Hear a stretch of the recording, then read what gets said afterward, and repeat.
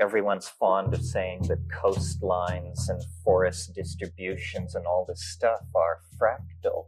Well, doesn't this imply that there is then a global fractal? There is a fractal dimension which, when you feed it into your computer and wrap the data around a sphere, the continents and oceans of Earth should appear. And in principle, again, to the absurd level, you should be able to then telescope in on that portion of this data that is wrapped around the sphere that corresponds to Northern California. And on your computer screen should appear Esalen hung on the cliffs of Big Sur, with us sitting in a room inside discussing that. In my early LSD experiences, I seemed to see motifs and structures that gave me an interest in Tibetan Buddhism.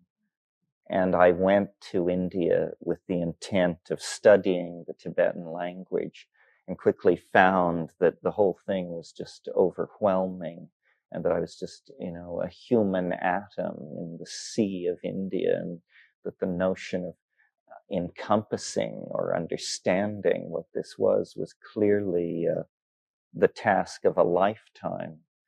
Always trying to get a resolution on the content of my experience, my lived experience, which included the psychedelic experience, which for me from very early on was this kind of tremendous mystery or conundrum which was set down in the middle of my being.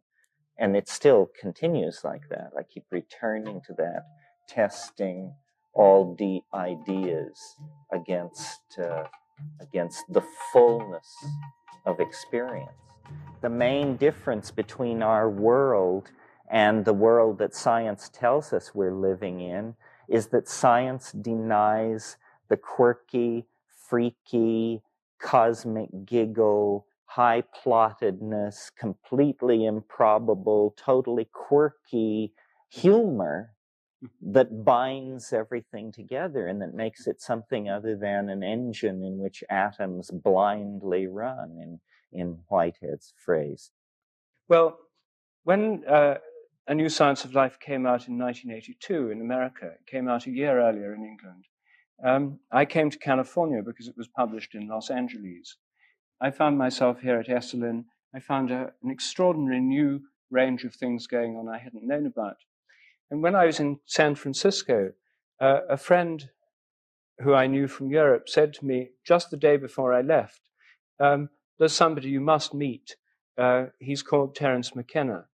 I didn't know much about Terence, so I went up there. And in this large 1956 Buick, we headed off into the woods in Sonoma County, where Terence lives. And there I met both Terence and Ralph, who was there for the day.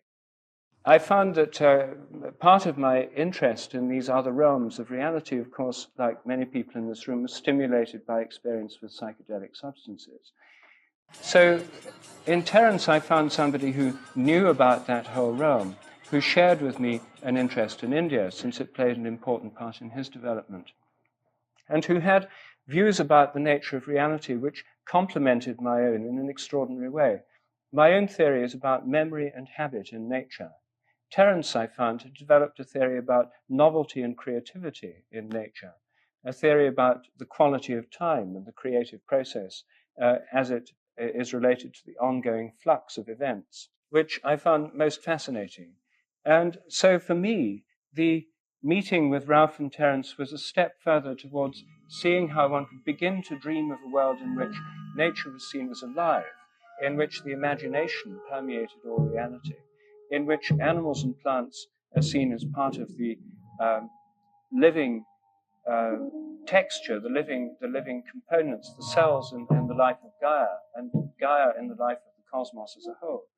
In fact, a view of the world as alive, which recalls in some respects the old cosmologies of the ancient world, where the cosmos was seen as a living organism, where they thought of the whole cosmos as having a soul.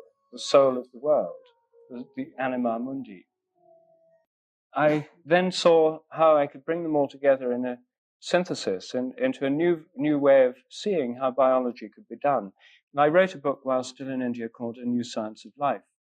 In it, the basic idea I'm suggesting is that there's a kind of inherent memory in all kinds of animals and plants. Each species has its own collective memory. So each member of the species draws on this collective memory and in turn contributes to it. The instincts of animals, for example, the behavior of cuckoos, the spinning of webs by spiders, are like a memory, a habit of the species. This inheritance takes place by the process I call morphic resonance, by a kind of invisible, intangible memory, a kind of resonance between present and past organisms of the same kind. The same theory helps explain how our own memory works by a resonance between our own past and our present states. It leads to the idea that our memories aren't stored in our brains, but that we're tuning into them by this process of morphic resonance. Rupert's notions revision causality. That means induct you into an entirely new way in which things happen. And this is, after all, where we're all spending a lot of our time. The models that Ralph is working with show that the world is not an engine running down toward a heat death, but a tremendous kaleidoscope of unpredictable, creative, open-ended activity on every level. I mean, it's really a dazzlingly kaleidoscopic vision. It's like a Sufi hierophany or something, but we're seeing it on the screens of computer simulations of this mathematical domain that is also the neural domain, that is also the social domain, that is also the ecoplanetary domain.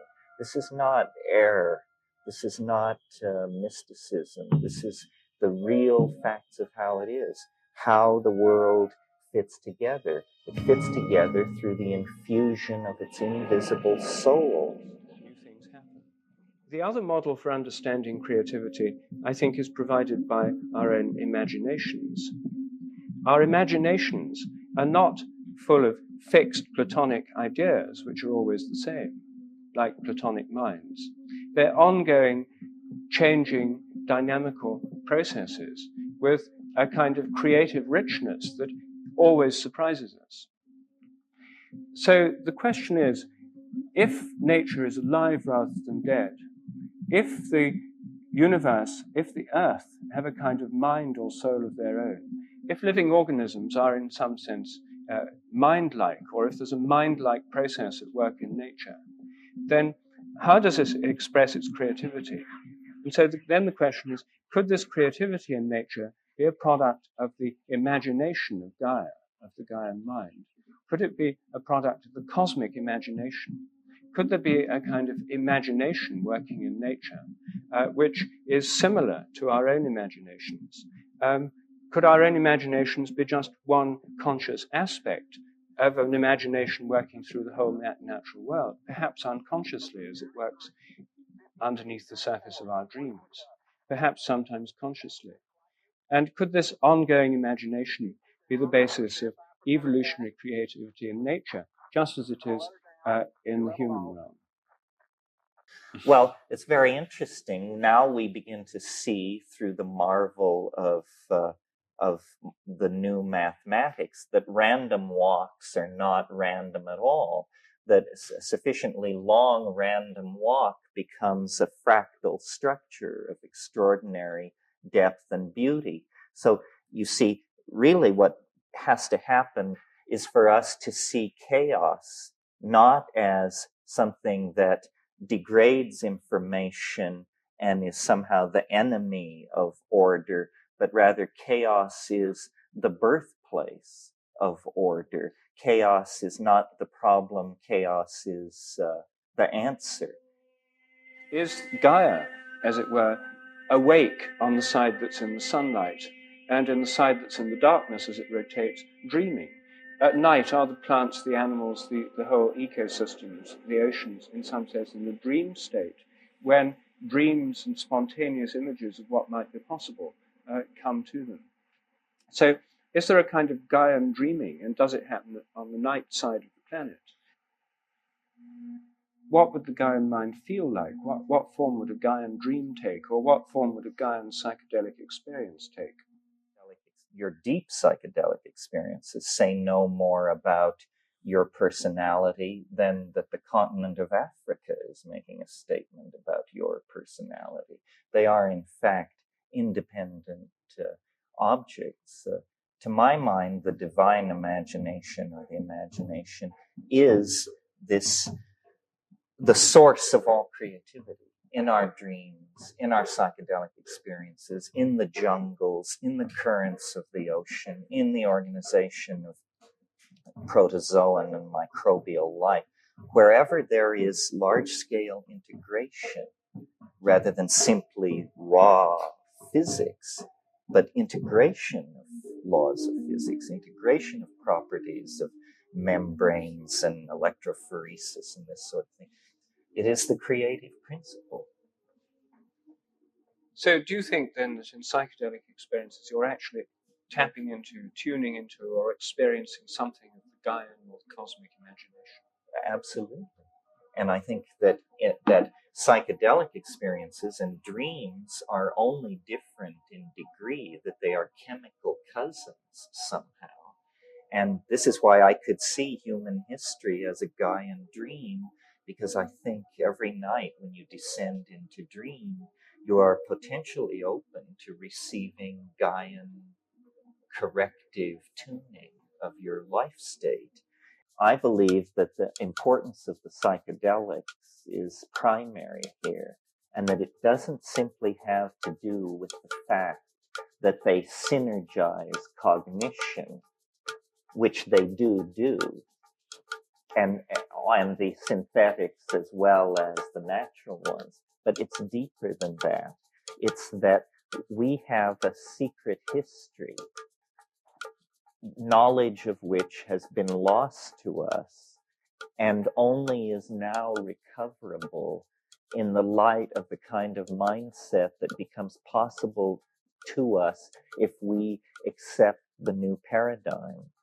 And what this secret history is and has to do with, and how it relates to the Gaian mind and the world soul, is that we are the victims of an instance of traumatic abuse in childhood as a species, because a symbiotic relationship with the world-girdling intelligence of the planet, which was mediated through plants, through shamanism. I mean, it wasn't an abstraction, it was an experience, was eventually broken up and disrupted by progressive climatic drying of the Eurasian and African landmass. And so this is literally the fall into history, the expulsion from Eden. All these primary myths of a golden age found and lost have to do with the fact that once we lived in dynamic balance with nature, not as animals do, but as human beings only could, but in a way that we have now lost.